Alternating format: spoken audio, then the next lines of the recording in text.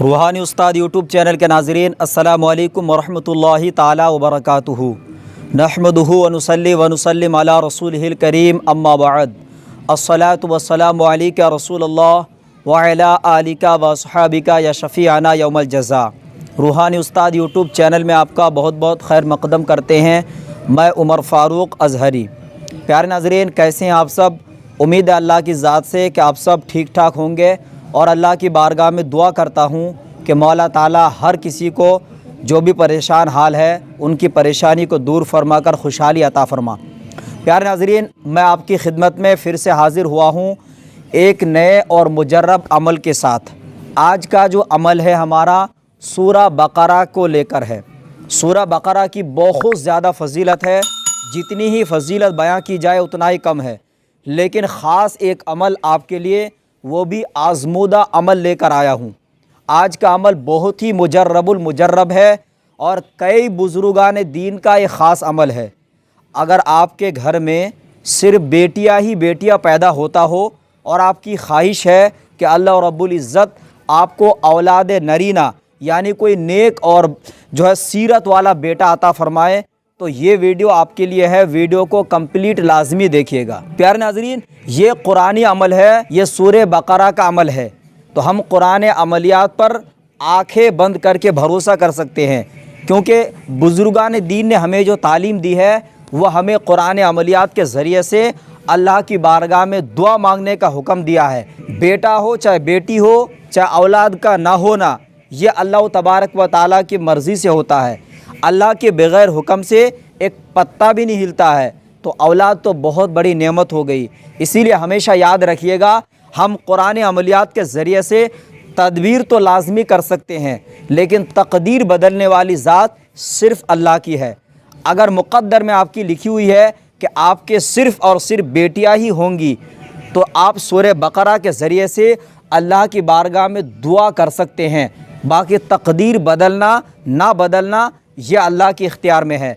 तो इसीलिए वजाहत कर देता हूँ कि हम मोमिन है तो हमारा ईमान है कि अल्लाह के कलाम के ज़रिए से अगर हम दुआ मांगते हैं या रब की बारगाह में औलाद तलब करते हैं तो यकीनन वो हमारी सुनता है।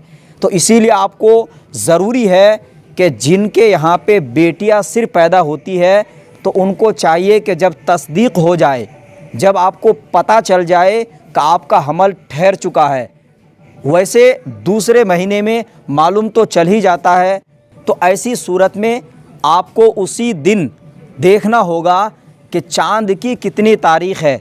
ये अमल चाँद की पहली तारीख़ से लेकर 7 तारीख़ तक, यानी टोटल 7 दिन आपको सूरे बकरा की तिलावत करनी है। एक बात वजाहत कर देता हूँ कि यह अमल जब आप करिएगा तो चाँद की तारीख़ के हिसाब से शुरू करना है। कहीं ये ना सोचें आप कि अंग्रेज़ी 1 तारीख़ से करना है। तो इसीलिए जैसे ही आपको तस्दीक हो जाए कि आप हामला है या फिर आपकी बीबी हामला है, तो इन दोनों में से अगर बीबी पढ़ी हुई नहीं है तो शौहर इस काम को कर सकते हैं, और शौहर अगर पढ़े हुए नहीं हैं तो बीबी इस काम को कर सकते हैं। दोनों में से कोई भी एक जो मैं बता रहा हूँ अमल कर सकते हैं। अगर दोनों ही पढ़े लिखे नहीं हैं, यानी शौहर भी नहीं पढ़े हैं, ना बीबी कुरान पाक पढ़ना जानती है, तो ऐसी सूरत में किसी हाफिज़ कुरान से 7 दिन कंटिन्यू पढ़वाना होगा। मसलन आपकी जो पीरियड है वो आपको पता चला कि चाँद की उस वक्त 15 तारीख़ थी, तब आपको मालूम चला कि आप हामला से है, तो ऐसी सूरत में 15 दिन गुज़रने के बाद जैसी ही चाँद की 1 तारीख़ होती है, तब से लेकर 7 दिन तक कंटिन्यू सूरे बकरा की तिलावत करनी है। और ये एक कुरानी अमल है, तो इसको कोई भी कर सकता है, चाहे मर्द हो चाहे औरत हो। इसमें किसी से आपको इजाज़त लेने की ज़रूरत नहीं है, ना इसमें कोई ख़तरा है, ना आपको किसी भी तरीक़े से इसमें वक्त की पाबंदी करनी है, ना इसमें कोई जलाली या जमाली परहेज़ है। बस ये कुरानी अमल है। इसीलिए आप समझ लीजिए कि जैसे ही चाँद की 1 तारीख़ शुरू हुई, तब से लेकर 7 दिन तक कंटिन्यू सूरह बकरा की तिलावत करनी है। सुबह के टाइम पे हो या शाम के टाइम पे हो, अगर हो सके तो एक टाइम मुकर्रर कर लीजिएगा।